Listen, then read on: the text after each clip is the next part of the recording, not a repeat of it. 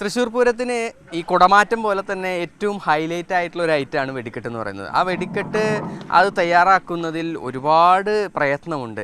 നമ്മളുള്ളത് തിരുവമ്പാടി വിഭാഗത്തിൻ്റെ വെടിക്കെട്ട് സാമഗ്രികളൊക്കെ തന്നെ തയ്യാറാക്കുന്ന ഇടത്താണ്.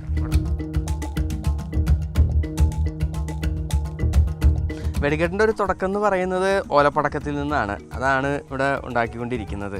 ചുറ്റലൊക്കെ ഭയങ്കര പ്രധാനമാണോ? അത് ചോരാൻ പാടില്ല, മരുന്ന് പോകാണ്ട് കെട്ടണം. ഈ സ്ട്രോങ് കൂടെ എങ്ങനെയാണ്? സ്ട്രോങ് കൂടെ നമ്മൾ മരുന്ന് തോന്നിയിട്ട് കെട്ടിയാൽ കാണുമ്പോൾ തന്നെ ഒരു ഭയങ്കര ഒരു യൂണിഫോമിറ്റി ഉണ്ട്, അതായത് ഒരുപോലെ തന്നെ ഉണ്ട്. അപ്പോൾ അത് എങ്ങനെയാണ്? അത് നമ്മുടെ സർവീസ് അനുസരിച്ചിരിക്കും മാലയ്ക്ക്. പിന്നെ അവസാനം എത്തുമ്പോൾ ഇങ്ങനെ മാലകൾ ഇങ്ങനെ നിരത്തിയിടും. പിന്നെ 2 മാലയാവും, പിന്നെ 3 മാലയാവും, പിന്നെ 4 പിന്നെ 5 6 മാലയിൽ അവസാനിക്കും. അമുട്ടുകൾ ഉണ്ടാക്കുന്ന ഒരു സെക്ഷനാണ് ഇവിടെ. ആദ്യം നമുക്ക് ഇങ്ങനൊരു കോറയായിട്ട് വരണം. പിന്നെ ഇതിൻ്റെ അകത്തേക്ക് നമ്മൾ നിയമപ്രകാരമുള്ള കളറുകൾ ഗുളികയ്ക്ക് മാറ്റും.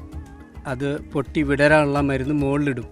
അപ്പോൾ കൂടുതൽ ഉയരം പോകണമെങ്കിൽ നമ്മൾ ഇതിൻ്റെ ഈ കണക്കിൽ നമ്മൾ ഇവിടെയാണ് ഇതിൻ്റെ അഡ്ജസ്റ്റ്മെൻറ്റ്.